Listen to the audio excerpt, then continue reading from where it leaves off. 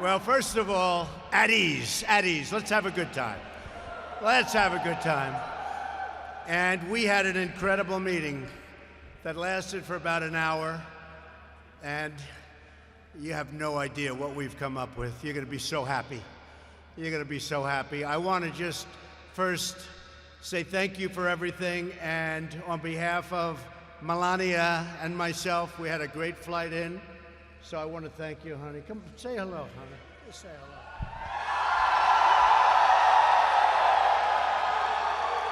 I'm very honored to be here tonight. Thank you for your service, for your sacrifice, and keeping us safe and free. I'm very proud of you, and on behalf of our nation, I'm wishing you a Merry Christmas and a happy and prosperous New Year. Thank you again, and to your families.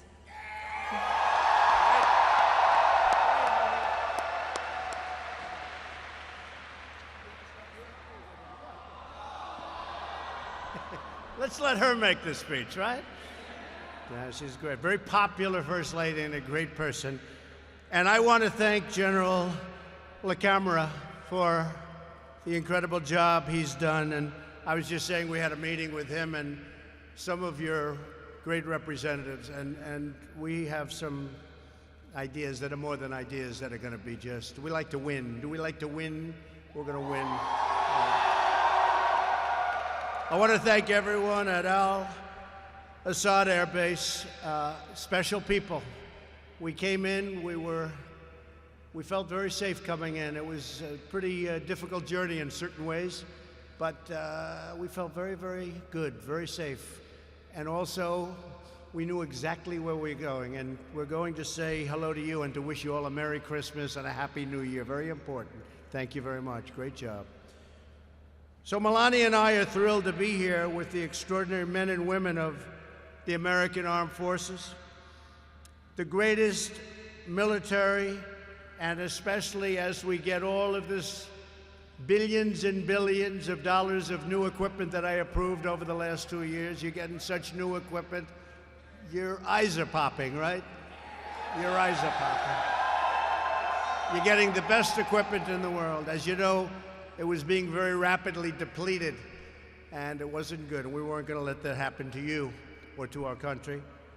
And I just want you to relax. Let's have a good time for a few minutes, and then I'll be heading to another location, and then I'll be heading back. But I have you totally in mind, totally in mind. We came to Al Assad to share our eternal gratitude for everything you do to keep America safe, strong, and free. Though you are thousands of miles away from your home and your loved ones, I hope you all had a Merry Christmas. I also know that, speaking for your families, they are missing you and they love you. And you know, they're every bit a part of your success. They make it possible. So they're very special to us, all of the families. It's because of your sacrifice that America's families can celebrate in safety and in peace, and we're doing great back at home. There are many incredible patriots to recognize here right now, and I'd like to start by say a few words for Colonel Michael Maddox. Colonel, thank you very much. Thank you, Colonel. Great job. Thank you, Colonel. No games. I can see, I know people. No games with the Colonel. No games with your General, right? Not a lot of games. It's called, they want to win. I want to thank the 201st Regional Support Group. One that everybody knows of, even back in the States, Task Force Thunder and their Lieutenant Colonel Kent Park.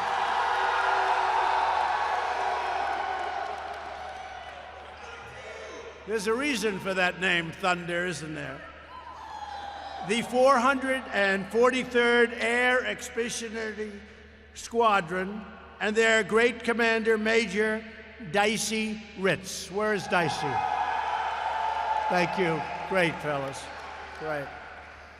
The 1st Expeditionary Rescue Group and their commander, Colonel Michael Gurshard. Where's Michael? Thank you. Thank you, fellas. The 3rd Cavalry Regiment and their commander, Colonel Jonathan Byram. Brigadier General Austin Renforth. Where's Austin? Austin. Thank you, Austin. Thanks, Austin. Everyone at the Special Operations Joint Task Force. Thank you. Where the hell are they? And all personnel who reside at Camp Havoc. You know what that means, Camp Havoc. Also joining us this evening is the U.S. Ambassador to Iraq, Douglas Silliman. Douglas, thank you very much. Great job, Douglas. Great job. The courageous men and women at Al-Assad Air Base are on the leading edge of our fight to vanquish America's terrorist enemies. You know that.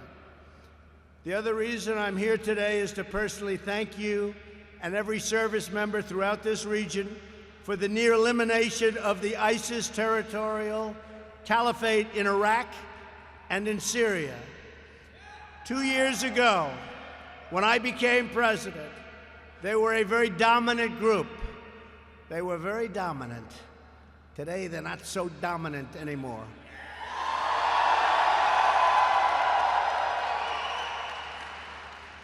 Great job. I looked at a map, and 2 years ago, it was a lot of red all over that map. And now you have a couple little spots, and that's happening very quickly. That's happening very quickly. You'll be seeing that. I want to just say great job. And we'll be watching ISIS very closely. We'll be watching them very, very closely. The remnants of ISIS. No enemy on earth can match the awesome strength of American soldiers, sailors, airmen, and Marines. Nobody's even close. And nobody is even close in terms of our equipment. We make the greatest equipment in the world. Whether it's missiles or ships or anything you want to name, we have the greatest in the world. The jet fighters, the new F-35, the super F-18s. We have the greatest fighter jets in the world. We make the greatest equipment in the world. But you strike fear into the hearts of our enemies and bring comfort to all of our allies and those who cherish peace. And we want peace. And the best way to have peace is strength. When we're strong, we're going to have peace. If we're not strong, you know what happens. So we're stronger than ever. And very soon, when it all comes in, when that equipment keeps flowing, it's being made, much of it now, there'll be nobody ever in history that's even close. American and coalition forces have had one military victory after another over the last 2 years against ISIS, including the retaking of both Mosul in Iraq and Raqqa in Syria. We've liberated more than 20,000 square miles of territory. Think of what that is, 20,000 acres is a lot. Think of what 20,000 square miles is. It's a lot. This was all formerly held by ISIS and liberated more than 3 million civilians from ISIS's bloodthirsty control. The men and women stationed at Al-Assad have played a vital role in the military defeat of ISIS in Iraq and in Syria. Because of these gains, our service members in Syria can now return home to their families. Some will come here for a stay, but a lot of them are going to be going back home where they want to be with their families. They've done a fantastic job. Originally, years ago, they came here, and it was supposed to be for 3 to 4 months, and that was a long time ago. That was many years ago. But what a job you have done, what a job they have done. I made it clear from the beginning that our mission in Syria was to strip ISIS of its military strongholds. We're not nation building. Rebuilding Syria will require a political solution And it's a solution that should be paid for by its very rich neighboring countries, not the United States. Let them pay for it, and they will. They will. In fact, Saudi Arabia yesterday, you probably read, stepped up to the plate and has already made a commitment of substantial funds for development. And President Erdogan of Turkey has also agreed to take out any remnants of ISIS, and we'll be working with them. We're going to be working with them. Our presence in Syria was not open-ended and was never intended to be permanent. 8 years ago, we went there for 3 months, and we never left. But now we're doing it right. And we're going to finish it off. 1 year ago, I gave our generals 6 more months in Syria. I said, go ahead, get them. And it turns out it was really a year and a half ago. I said, go get them. We need 6 months. Go get them. Then they said, give us another 6 months. I said, go get them. Then they said, can we have one more, period of 6 months? I said, nope. I said, I gave you a lot of 6 months, and now we're doing it a different way. And we're doing it, and you're doing it, folks. You're doing it. Just the remnants. The men and women who serve are entitled to clear objectives and the confidence that when those objectives are met, they can come home and be with their families. Our objective in Syria was always to retake the territory controlled by ISIS. Some people said we've already retaken 99%. That's a number that comes up a lot. And if you look at the map before and after, it looks like 99%.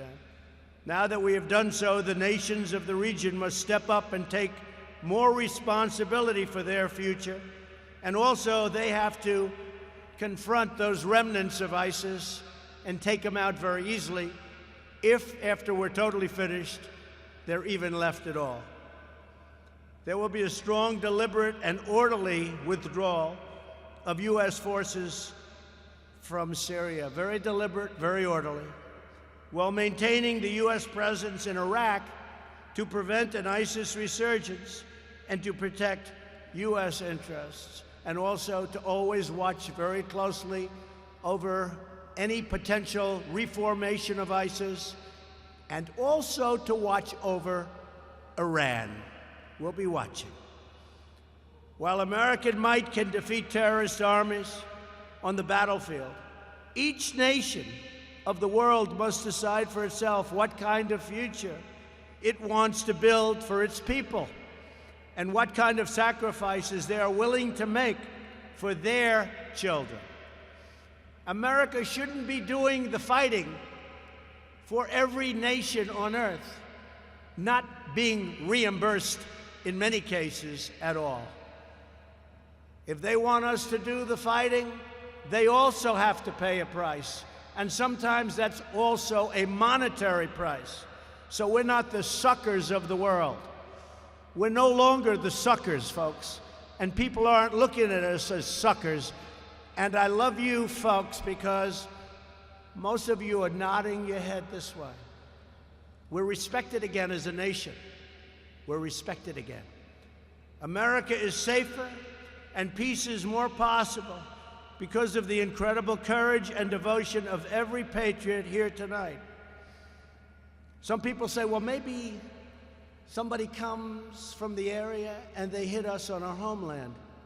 If that happens, they will suffer consequences over here like nobody has ever suffered before. Let me just tell you, and I hope they hear that loud and clear. And that's not a threat, that's going to be a fact. If anything should happen at all, nobody will ever have suffered the consequences that they will suffer. Just remember I said it. We will honor, you're welcome, you're welcome. We will honor your service by doing everything in our power to defend our homeland and to stop terrorists from entering America's shores. And that includes strengthening of our borders. I don't know if you folks are aware of what's happening. We want to have strong borders in the United States. The Democrats don't want to let us have strong borders. Only for one reason. You know why? Because I want it. If I said, I think just standing here looking at all these brilliant young faces, these warriors, you're warriors. You're modern-day warriors. That's what you are. But you gave me an idea just looking at this warrior group. I think I'll say, I don't want the wall. And then they're going to give it to me. I figured out the solution. First Lady, tell Nancy Pelosi, I don't want the wall. Oh, we want the wall. And then we get the wall. That's another way of doing it.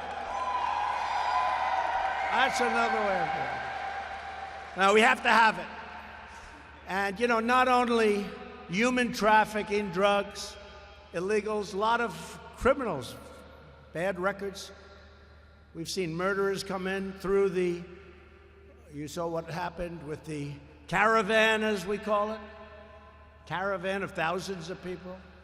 And by the way, our Border Patrol did an incredible job, and our military did an incredible job, and local law enforcement on the various parts of the border did an incredible job.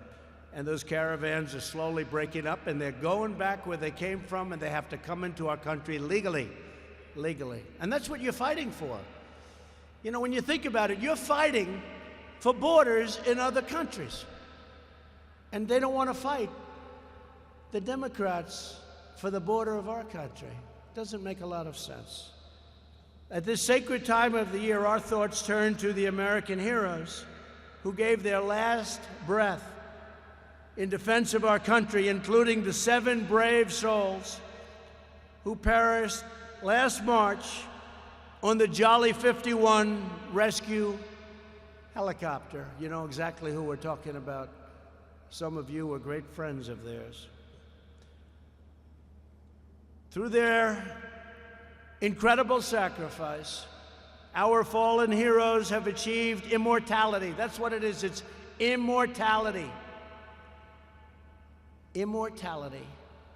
They will live forever in the hearts of their countrymen, in your hearts, and in the history of the United States of America. They will live forever. The dignity and glory of the American warrior is recorded on the fields of battle and in acts of valor that will live for all of time. You're going to be remembered for all of time. And under my administration, we're winning now. We're not playing to lose slowly like they've been doing for 19 years. We're fighting in areas where we shouldn't be fighting and spending hundreds of billions of dollars doing it. No, you have the right thought process now going for the first time in a long time. Thank you. We want to fight where it's meaningful, which is basically what you're just saying. And you understand that better than anybody. The people in this room understand that better. Your general understands it. I just met with them. Your general understands it. We want to fight for the meaningful things.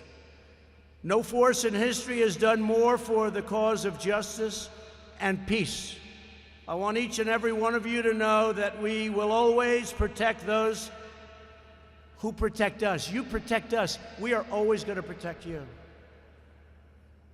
And you just saw that because you just got one of the biggest pay raises you've ever received, unless you don't want it. Does anybody here? Is anybody here willing to give up the big pay raise you just got? Raise your hand, please. Oh, I don't see too many hands. Okay. Don't give it up. It's great. You know what? Nobody deserves it more. You haven't gotten one in more than 10 years. More than 10 years. And we got you a big one. I got you a big one. I got you a big one. They had plenty of people that came up. They said, we could make it smaller. We could make it 3%. We could make it 2%. We could make it 4%. I said, no. Make it 10%. Make it more than 10%. Because it's been a long time. It's been more than 10 years. Been more than 10 years. That's a long time. And, you know, you really put yourselves out there, and you put your lives out there. So congratulations. We're fighting every day to ensure you have also the tools, the equipment, the training, and resources that you need to fight and to win. We don't play prevent defense anymore. We're not doing that. That's why when you see me doing things, I always have things in mind. I always have lots of things in mind, things that you have in mind too. But a lot of other people don't. A lot of the media doesn't want to report it correctly. But we have a lot of things in mind. But you ever see it like in football, where a team is holding the other team scoreless? They can't throw, they can't pass, they can't do anything. Now it's 3.5 quarters. They gotta just hold them. And they say, let's change to prevent defense. And that's what happens. And you know what it does? It prevents them from winning. How many times have you seen that? We don't like prevent defense. We want real offense and we want real defense, and that's what we're doing. We have secured a record increase to our military budget, and we are purchasing all of this great equipment. $700 billion last year, $716 billion with a B, We were fought very hard by the Democrats and others. But I said, we have to take care of our military. I mean, I want to see costs come down too, but not when it comes to our military. You have to have the finest equipment anywhere in the world, and you have that. $716 billion. And this year, again, we're going to be, don't tell anybody because nobody else knows, even a little bit higher. But we have no choice. We can't play cheap with our warriors, our military. We can't play cheap with victory, and we're not going to. We understand the best way to preserve the peace is to be prepared for combat, and the surest way to prevent conflict is to be totally unyielding and totally ready for conflict if that should happen.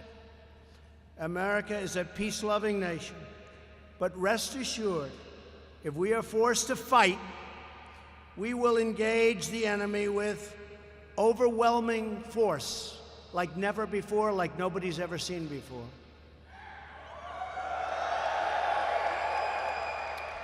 There is no military more capable and now more lethal, more fearless, and more skilled than the United States Armed Forces. Nobody is even close. Our faith and confidence in you is absolute and total. You are the sentinels who watch over our nation. You are the warriors who defend our freedom. You are the patriots who ensure the flame of liberty burns forever bright. That's who you are. That's who you are. To everyone at Al-Assad Air Base and every American serving overseas, may God bless you. May God protect you. And may God always keep you safe. We love you, we support you, we salute you, we cherish you. And together we pray for justice, goodness, and peace on earth. We are putting America first for the first time in a long time, longer than anyone can remember. At the same time, we're here to help others. And for all of you that have those red caps, and I saw them before, I signed a lot of them, it says, "Make America Great Again." And you know what? That's exactly what we're doing. So we flew all night on Christmas evening. The First Lady, myself, John Bolton, and a lot of other great people on that plane. Thank you, John. And it was worth every minute of it. And I just want to thank you. You're outstanding, outstanding people. And we will never let you down. Just remember that. God bless America. Thank you very much. Thank you.